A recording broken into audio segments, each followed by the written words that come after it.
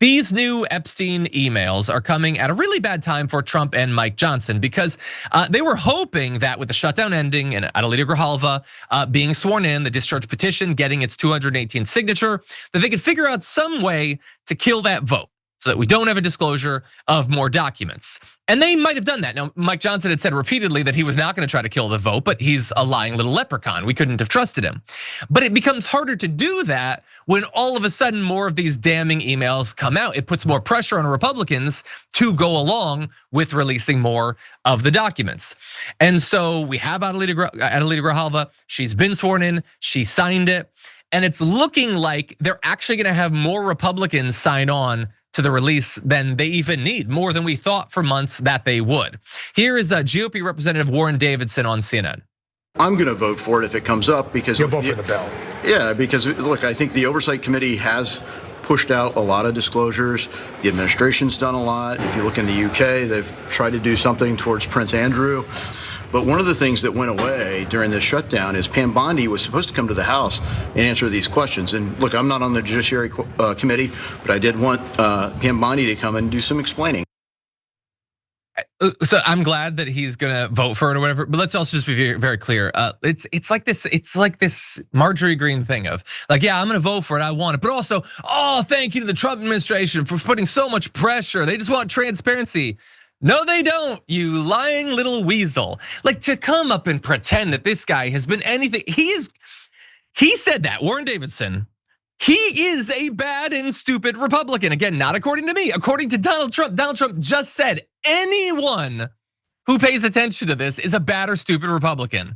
But oh yeah, no, he is a big ally in the quest for transparency on Jeffrey Epstein. What a ridiculous, pathetic cult that they have there. Anyway, he's not the only Republican that's now signing on. You have him, you have Eli Crane, their yes votes. They do say though that they still don't think the bill will ever become law. Representative Don Bacon said on MSNBC on Wednesday that he would vote to release the Epstein files, although he refused to join the likes of Representatives Lauren Boebert and Marjorie Taylor Greene in signing the discharge petition. And that is the sort of thing that I think drives regular people insane. So if there's a vote, I'll vote for it. But I'm not gonna go out on the line to get us to a vote. So do you want the documents out or not? Why is that a distinction that matters to you? Like, it's like, okay, what's the perfect brand for me right now? Okay, so I want to seem like I take pedophilia seriously, but I also want the reek of cowardice. How can I make that work for myself? And to his credit, he found a way. Now, we do have Lauren Boebert. So she had previously been one of those signed on to this. She received a lot of pressure yesterday from Donald Trump to take her name off, again, because he doesn't want the documents to come out. Stop lying to yourselves, MAGA. And she tweeted afterward, I want to thank White House officials for meeting with me today. Together, we remain committed to ensuring transparency for the American people. The meeting was to get her to take her name off of the discharge petition. You are not together in ensuring transparency. One of you might kind of begrudgingly be okay with transparency. The other is in a white hot rage at you to stop you from doing it. Why are they such massive, unrepentant liars? Anyway, even though we have enough names on the discharge petition, the actual vote is still gonna take to next week. Maybe they're hoping that if they delay it, Trump can put more pressure on them. He can tweet or something, I don't know. And so we have Thomas Massie. He's obviously one of those who put it together. He is warning Republicans, and we'll end on this against voting against it. How many Republicans do you think will vote for this on the floor?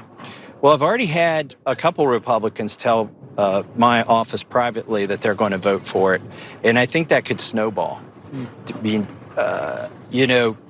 the deal for Republicans on this vote is that Trump will protect you if you vote the wrong way. In other words, if you vote to cover up for pedophiles, you've got cover in a Republican primary. But I would remind my colleagues that this vote is going to be on your record for longer than Trump is going to be president.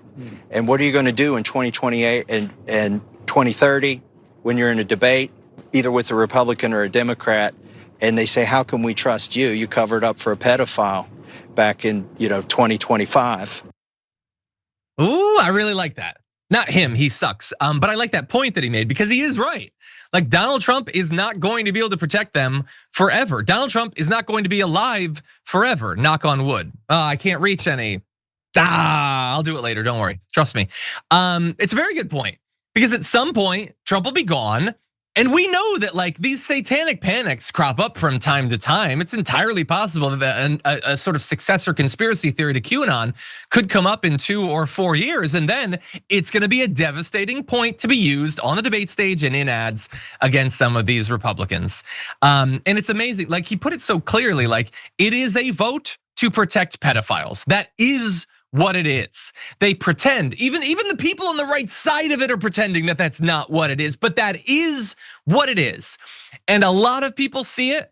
I saw the polling, Harry Enton, I'm not gonna play the video, I don't have it in me to do the impersonation of him right now, but Harry Enton was breaking down that it is by far the policy or the policy approval area that Donald Trump is most underwater on, is his handling of the Epstein files. Now there's still like 30 to 40% of Republicans that think he's doing a good job, which is maddening, but most of them even see that this is about covering up for pedophiles. And hopefully next week, we'll get a little bit closer to some actual disclosure.